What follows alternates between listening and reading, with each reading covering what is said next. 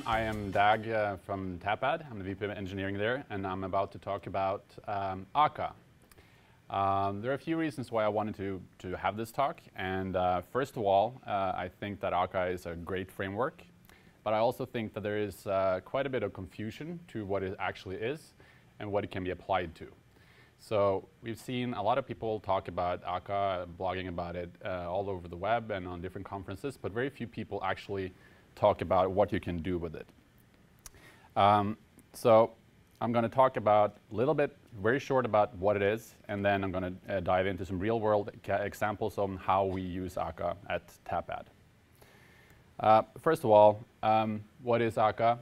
I'm going to make this very quick, but I'm going to just take the definition or the description from the Akka blog website. And it says that Akka is a toolkit and runtime for building highly concurrent, distributed, and fault-tolerant, event-driven applications on the JVM. And that sounds pretty good. Is this like Node.js for the JVM? It gives you automatic web scale? And it's probably not. So, but the amount of praise that you see about Akka sometimes might lead you to think so. The definition from the Akka website is very, very general. It doesn't really say much. So I took a risk and I tried to make another definition or a description of it.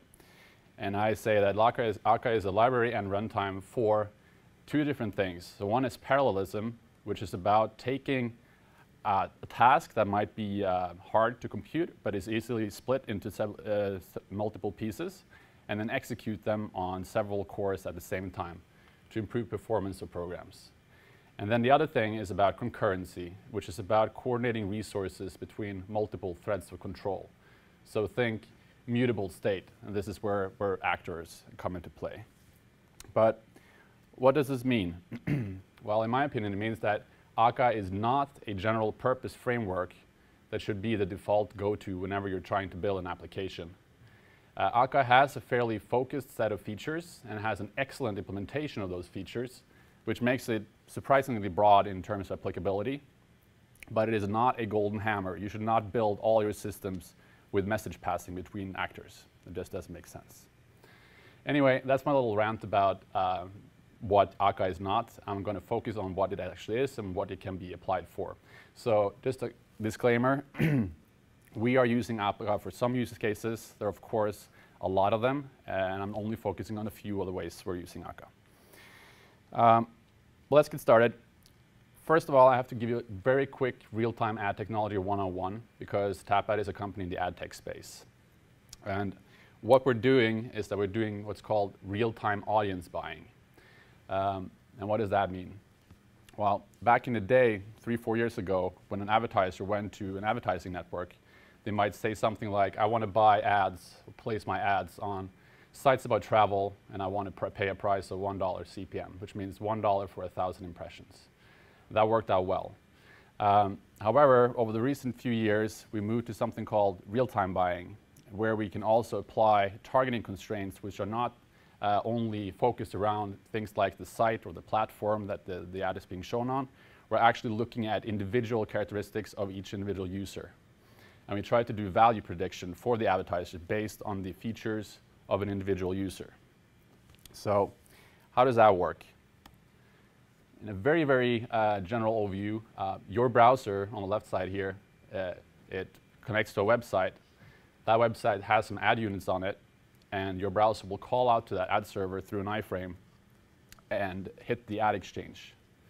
The ad exchange will then broadcast information about the request, the little ad unit that's available for sale right now, and it will broadcast them to several buyers. Each of these buyers will review the information they get about this ad impression. So it will be the site, it will be the user agent of the device, and so on and so forth.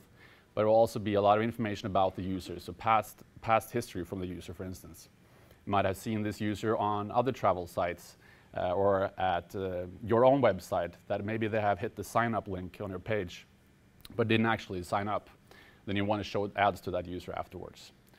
I'm not going to focus on the actual decisionings going on in here, but what's important to recognize is that there is a lot of traffic and there is a lot of decisions being made. So in our system, all of the buying decisions are piped through an actor pipeline, and they are processing about 50,000 requests per second.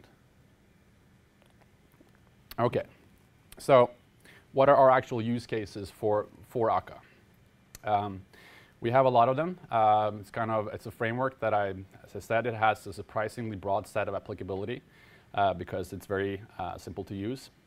But the number one use case is probably for concurrent access to mutable state. So we have a lot of state changing internally, and we need to synchronize access to that state. I'll talk about that in a bit.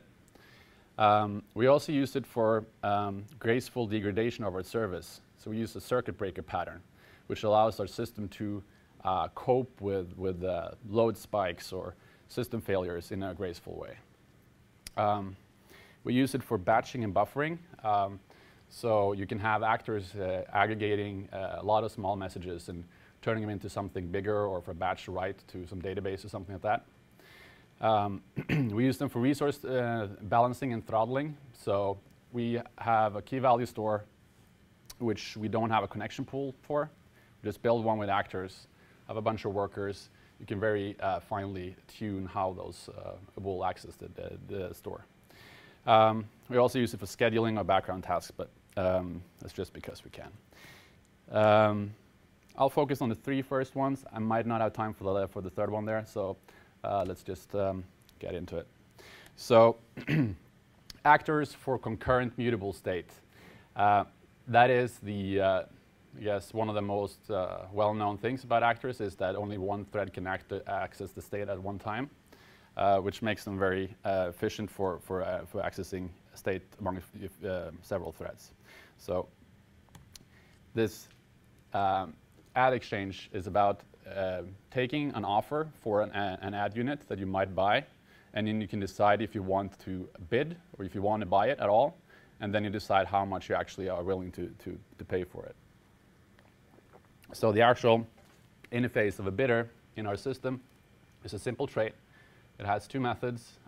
One which says, here's an offer, and then the bidder can respond by saying, I don't want to place a bid for this at all, or you can respond with a bid which has a dollar price basically in it.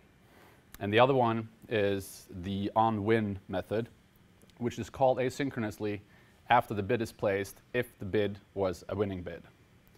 And as you can see, the return type of that is unit, so this definitely has side effects.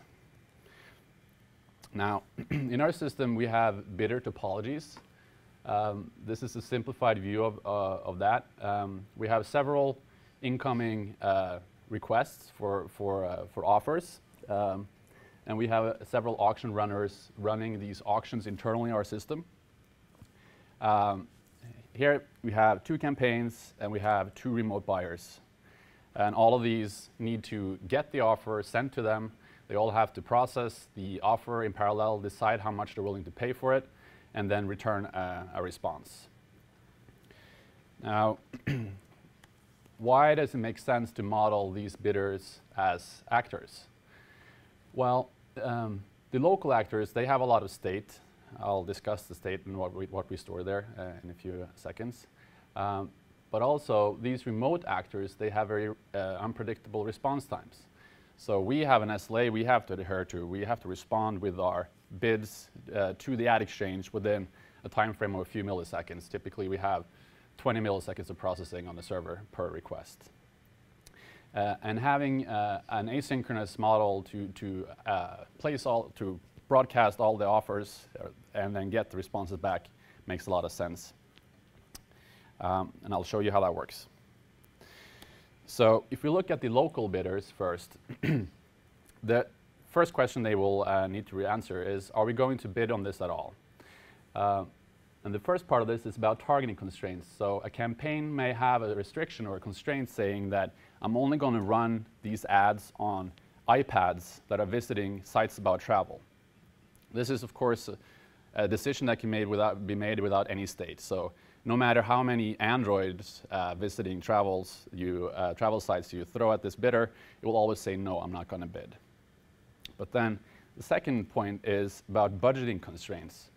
So a campaign will have a budget, let's say, is $10,000, and it's going to be spent evenly over the course of 30 days.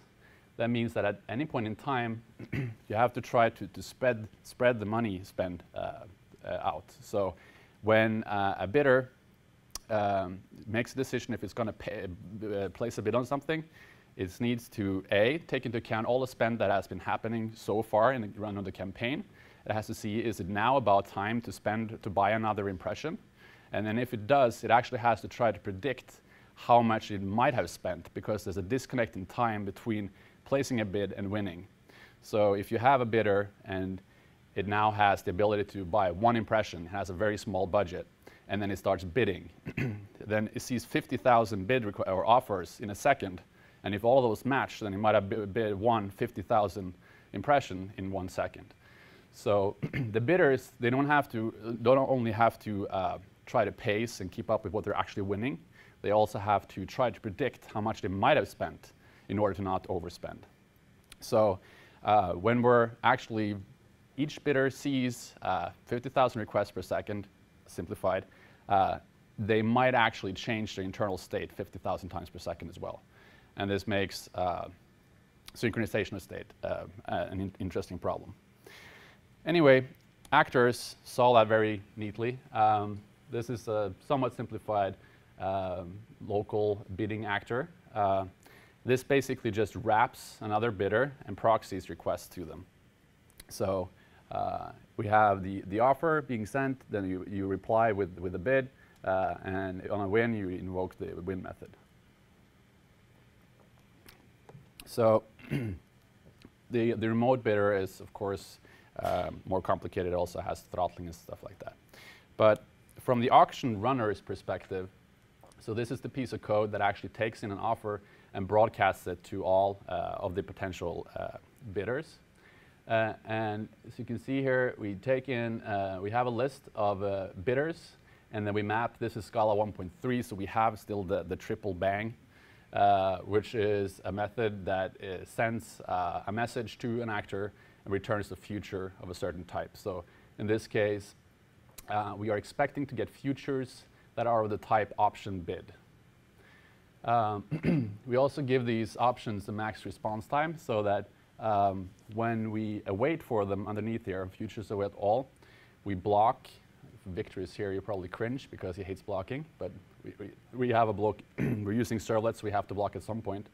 And then we can just flat map over those options and return all the results that were actually returned in a timely fashion. So if there are any of these actors that are having some sort of issues, network latency or a partner that is slow or something like that, they will just time out and we will ignore their answers. And that's pretty much it. And that's actually also what makes this model better than just doing straight method invocations in this case, is that we can use the same access model for both local and remote bidders. And we can also, if we need to, if we have too many campaigns running, so we can't run them in one VM, then we can scale that out and run some of them on other VMs. The second interesting way that we are applying actors and dispatchers is for graceful degradation. And we do that through circuit breaking. So we're dealing with a fairly relentless volume of traffic, and there is no back off. If we start responding slowly, we'll just have more and more connections coming in. We have had several pieces of networking equipment fall over because we had a hiccup in our system, and stuff like routers and firewalls, they just can't deal with the traffic. So we have a few standard incidents that can happen. So when we restart a VM, it will require some warm-up time, and at that point it will usually be a little slower than it will be later on. We do have occasional key value store hiccups. Every single bid request we process or offer we process actually needs to do several lookups in our key value stores. So if we have a little hiccup there, it might cause response time issues. And of course, we also do have some occasional traffic spikes. If we're on a big, if we have some tags on a big site and they have some campaign running, then all of a sudden we might see an influx of traffic that we weren't expecting. So the question is, how do you cope with these kinds of performance issues? And one way to do it is to degrade the service while you're having issues to try to catch up. And then the question would be, how do you actually degrade your service? Of course, the default would be you could accept increased latencies. So if you're having something that's facing consumers or users, if each page load takes some time, then they will probably do fewer requests. So that's one way to do it. If it gets too bad, then you end up perhaps refusing connections altogether. So it's also a way of degrading your service until you actually can catch up. Now, there is another way of doing that, and that is by leveraging domain or service-specific options. So in our case, we're trying to do stuff, take some shortcuts. So do things in a simpler way than we would do if we were running at full performance. So 3 things we can do here. For instance, we can stop loading user data. So when we get an offer in and we're seeing that we're having performance issues, we can stop loading or querying our key value stores for a little while. So we will still might make bids on these offers, but we might bid with less information. Another thing we can do is we can stop running the predictive optimization, which will save us some CPU cycles. Just place a conservative bid instead of trying to predict for every single request what the value of that would be. And then the last option is the one we use a lot, actually. We can start passing on the offer altogether. So for us to tell the ad exchange that we're not going to bid is a very, very inexpensive operation, but it's a perfectly viable response to the ad exchange. And the people running the ad exchange, they won't get mad at us for slowing down their system. So it's much better for us to respond with, no, we're not going to buy this, instead of having a lot of very late, yes, we want this, because it's too late anyway. So next question then would be, when can you degrade the service?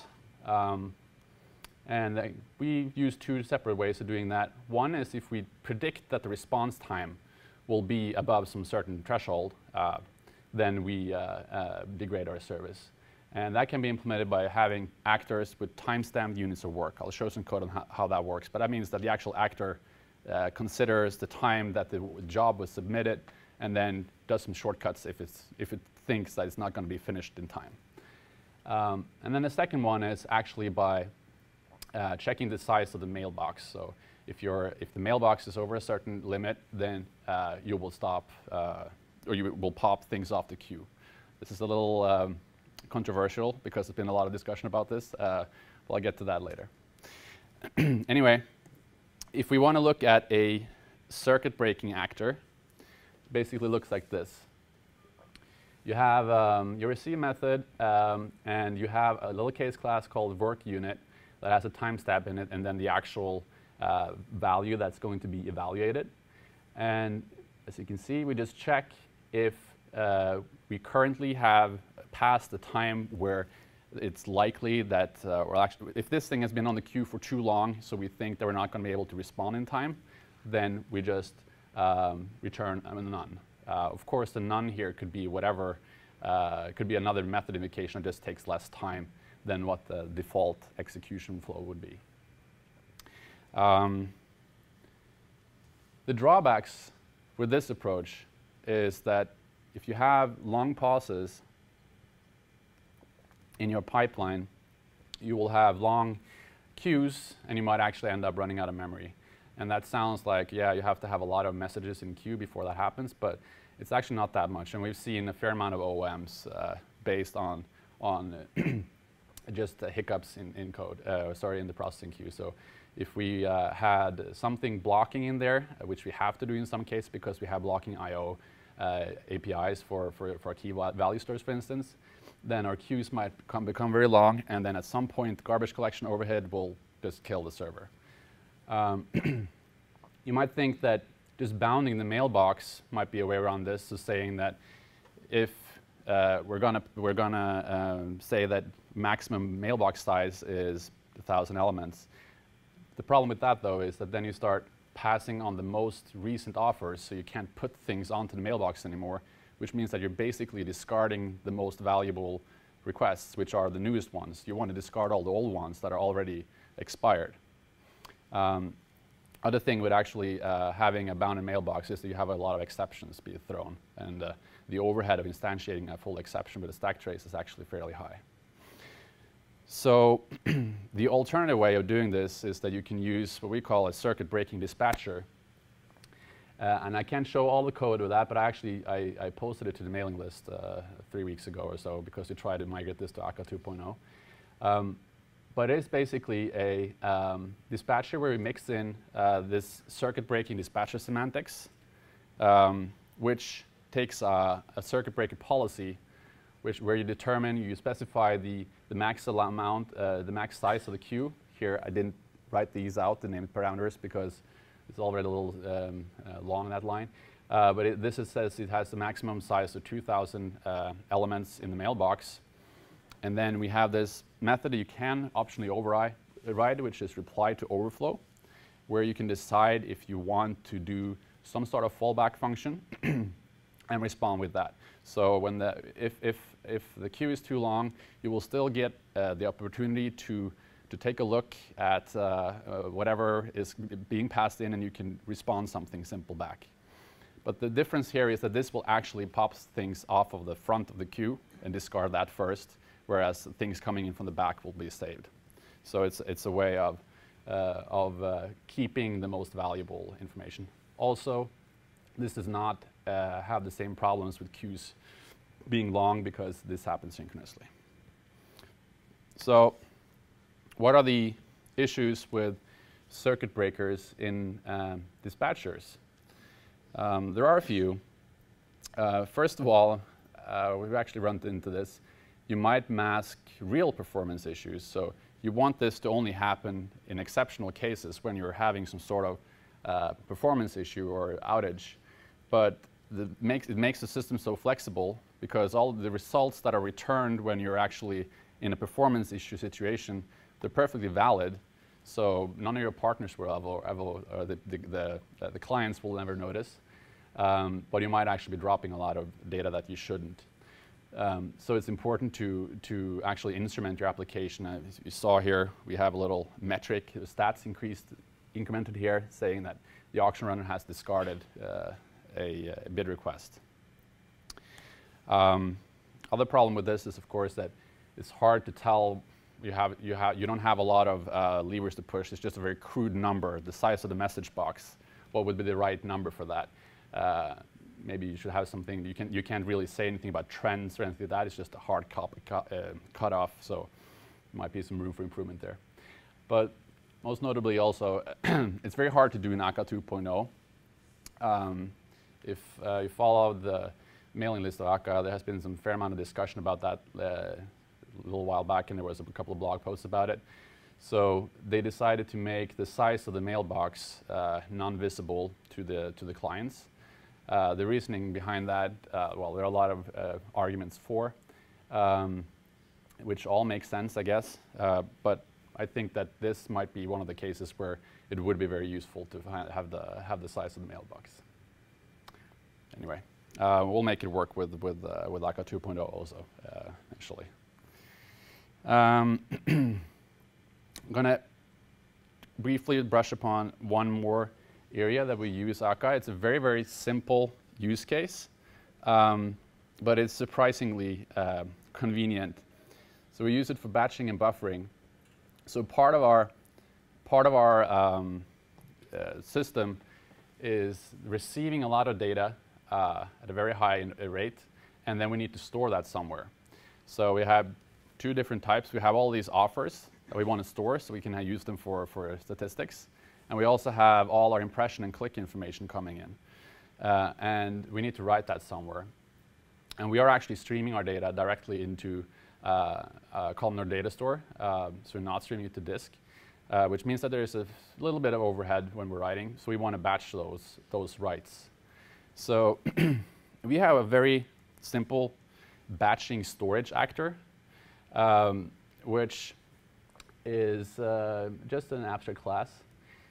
You define a batch size. In here, right here, it's 25,000 elements, and a maximum purge interval, which in this case is 2,000 milliseconds. And then this thing will take offers and auction results, and it will basically just buffer them up to 25,000 elements or 2 seconds, and then it will invoke the save method, which makes it very simple for us to just bulk write stuff. And of course, this is a very, very simple standard queuing mechanism, but it's incredibly simple to get it wrong if you're doing it with manual thread synchronization, and then it's incredibly simple to implement it with actors. So I'm not showing the actual implementation. Has a little bit of logging and stuff, so I can rip that out right away, but it is very, very straightforward. And once you start using Akka, you see a lot of these asynchronous patterns that you could write using the standard concurrent data structures in the JDK, but they're just so much simpler to do with Akka. Lastly, what have been our main pain points with using Akka? And the number one is, well, first of all, we've been very happy with it. It's been working well for us. I think we might have overapplied it in a few cases, but I think for the most part, it's been a good experience. But our number one pain point is probably that if you start using untyped actors, which is the default, you're basically removing all of that type-safe goodness that you usually have in your method signatures. You start passing message objects to actor refs. You have no idea if they are able to respond to it, if they're able to process it. It's not a huge deal, but if you over-apply it, if you were to do all your programming this way, it will be a tangled mess. So it's more of a configuration problem.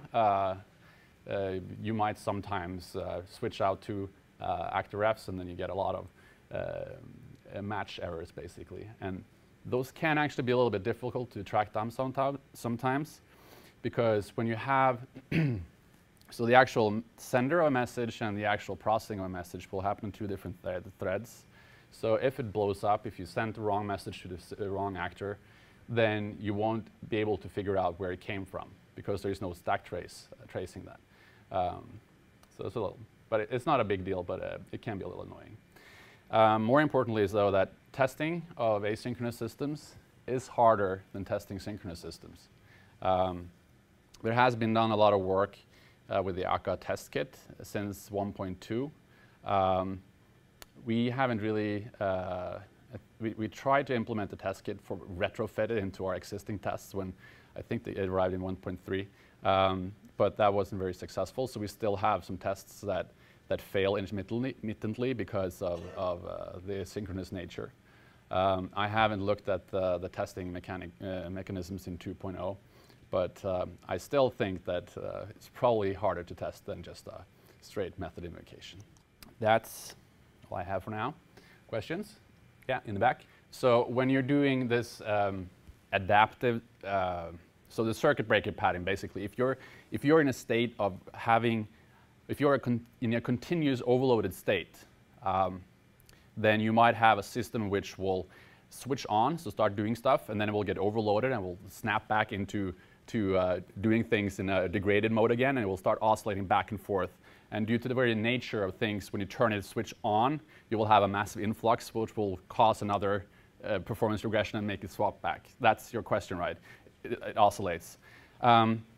So I think probably if you are running your system evenly on the brink of being overloaded, then that might be a problem. We try to have a fair amount of spare capacity, so it hasn't been a problem for us in practice, but I can see that might happen. Yes, definitely. So the first question is, what kind of web framework are we using? And we are using straight up servlets and Jetty for this. These are server-to-server calls for the most part. Protocols are everything from, well, the different ad exchanges have different protocols. Some are JSON, some are protocol buffers, some are just URL parameters. And so we just use servlets for that. And then that's all. We don't have a web framework because it's just server-to-server communication, basically. And the other question was about Scala binary compatibility, I think, right? And I don't think that's very much related to Akka in particular, but it's a problem for the whole community regardless of the framework. Whenever there is a new big point release of Scala and you want to start upgrading, then you have to basically wait until every library you have has been cross-compiled. You can't do it. You have to do everything at once. which is a problem, especially if older versions don't get cross-compiled back to your versions. You actually have to upgrade the library versions as well as the Scala version. Then things start getting really tricky. Right. So the question was, have you used remote actors? And the answer is no. So Victor said now that in 2.0 they default everything might be remote, and then local is an optimization. To us, we have, I don't know how many actors we might have, but we have a few thousand actors running in our system at any point in time. And each individual actor in the system has to see every single bid request. So on one server, there might be 5,000 a second, and you have 1,000 actors, so that's 5 million a second. And if you were to have another millisecond of overhead because jumping over the cable, we could definitely not do it on that fine-grained level. We would have to do that to chunks of things. So it's actually a way we're thinking of partitioning or scaling out when we have when our number of campaigns reach a certain critical mass, then we can't really respond in one node anymore. And then we have to start partitioning, which means that we might have to have some sort of proxying of actors internally. So some might run here and some might run somewhere else, so partitioning. At that point, we might have use remote actors as proxies, basically. But we don't want to do remoting until we absolutely have to, because it's going to incur a lot of performance overhead. Yes. We're not using remote actors, so how many cores are we using? So we have most of our servers are 8 cores. Some of the newer ones that have come in are 12 cores. But yeah, we're using some statistical, well, more heuristics of our system, because you would think maybe that we have one campaign only exists in one place, but we actually have them existing all across the cluster, because we have all our volumes are so high, we can actually use the fact that load is randomly distributed across the cluster, that they will randomly get the same amount of impressions that will match, and they will randomly also, well, at least normalized, spend the same amount of money over a given period of time. They check in with each other on regular intervals to coordinate for any skew that might be in there, but that's how we manage that. Otherwise, we would have, if we could have only one instance of each campaign, for instance, in the whole system, then we would have had to do something with remote actors, but that would have performed terrible compared to the current approach. So we started using Akka from the very beginning, as that was January last year. Again, we started using it because it was cool, and that's kind of one of the things that I wanted to address with this talk. I don't know if I got it through, but I think that it's very easy to over-apply these new cool technologies and put them to work everywhere. I think we might have done that in some cases ourselves, or at least we should perhaps have tried to just do manual synchronization first in some cases and see how that performed, and then move over to this afterwards. But yeah, we didn't, but we've been using it for a while. Yeah. Okay. Thank